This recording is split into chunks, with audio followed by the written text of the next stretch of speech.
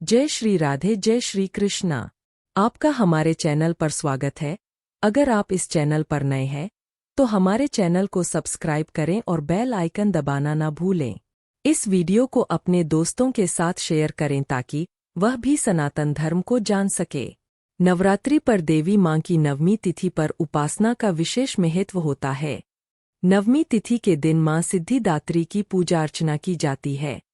मां सिद्धिदात्री को सिद्धि और मोक्ष की देवी माना जाता है। मान्यता है कि मां दुर्गा के इस स्वरूप की पूजा करने से भक्त को यश, बल और धन की प्राप्ति होती है। आइए अब मैं आपको सुनाती हूँ सिद्धिदात्री माता की कथा। मां दुर्गा जी की 9वीं शक्ति का नाम सिद्धिदात्री है। ये सभी प्रकार की सिद्धियों को देने वाली है। नवरात्रि पूजन के 9वें दिन इनकी उपासना की जाती है। इस दिन शास्त्रीय विधि विधान और पूर्ण निष्ठा के साथ साधना करने वाले साधक को सभी सिद्धियों की प्राप्ति हो जाती है। सृष्टि में कुछ भी उसके लिए अगम्य नहीं रह जाता है। ब्रह्मांड पर पूर्ण विजय प्राप्त करने की सामर्थ्य उसमें आ जाती है। मार्कंडेय पुराण के अनुसार अनिमा, महिमा, गरिमा, लघिमा, प्राप्ति, प्राकाम्य, ईशित्व और वशित्व ये 8 सिद्धियां होती है। ब्रह्मवैवर्त पुराण के श्रीकृष्ण जन्मखंड में यह संख्या 18 बताई गई है। इनके नाम इस प्रकार है: अनिमा, लघिमा, प्राप्ति, प्राकाम्य, महिमा, ईशित्व, वाशित्व, सर्वकामावसायिता, सर्वज्ञत्व, दूरश्रवण, परकाय प्रवेशन, वाक्सिद्धि, कल्पवृक्षत्व, सृष्टि, संहारकरण सामर्थ्य, अमरत्व, सर्वन्यायकत्व, भावना, सिद्धि।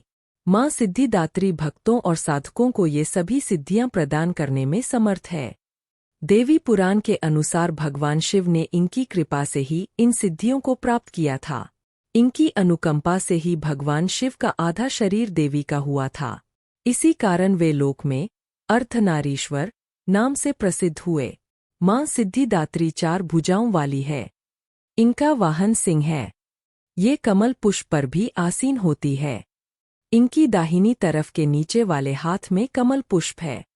प्रत्येक मनुष्य का यह कर्तव्य है कि वह मां सिद्धिदात्री की कृपा प्राप्त करने का निरंतर प्रयत्न करें, उनकी आराधना की ओर अग्रसर हो। इनकी कृपा से अनंत दुख रूप संसार से निर्लिप्त रहकर सारे सुखों का भोग करता हुआ वह मोक्ष को प्राप्त कर सकता है। नवदुर्गाओं में मां सिद्धिदात्री अंतिम है। अन्य 8 दुर्गाओं की पूजा उपासना शास्त्रीय विधि विधान के अनुसार करते हुए भक्त दुर्गा पूजा के 9वें दिन इनकी उपासना में प्रवृत्त होते हैं। इन सिद्धिदात्री मां की उपासना पूर्ण कर लेने के बाद भक्तों और साधकों की लौकिक, पारलौकिक सभी प्रकार की कामनाओं की पूर्ति हो जाती है। सिद्धिदात्री मां के कृपापात्र भक्त के भीतर कोई ऐसी कामना शेष बचती ही नहीं है जिसे वह पूर्ण करना चाहे। वह सभी सांसारिक इच्छाओं, आवश्यकताओं और स्पृहाओं से ऊपर उठकर मानसिक रूप से मां भगवती के दिव्य लोकों में विचरण करता हुआ उनके कृपारस पीयूष का निरंतर पान करता हुआ विषय भोग शून्य हो जाता है। मां भगवती का परम सान्निध्य ही उसका सर्वस्व हो जाता है। इस परम पद को पाने के बाद उसे अन्य किसी भी वस्तु की आवश्यकता नहीं रह जाती। मां के चरणों का यह सान्निध्य प्राप्त करने के लिए हमें निरंतर नियमनिष्ठ रहकर उनकी उपासना करनी चाहिए। मां भगवती का स्मरण, ध्यान, पूजन हमें इस संसार की असारता का बोध कराते हुए वास्तविक परम शांतिदायक अमृत पद की ओर ले जाने वाला है। इनकी आराधना से जातक को अनिमा, लघिमा, प्राप्ति, प्राकाम्य, महिमा, ईशित्व, सर्वकामावसायिता, दूरश्रवण, परकामा प्रवेश, वाक्सिद्ध, अमरत्व, भावना सिद्धि आदि समस्त सिद्धियों नवनिधियों की प्राप्ति होती है।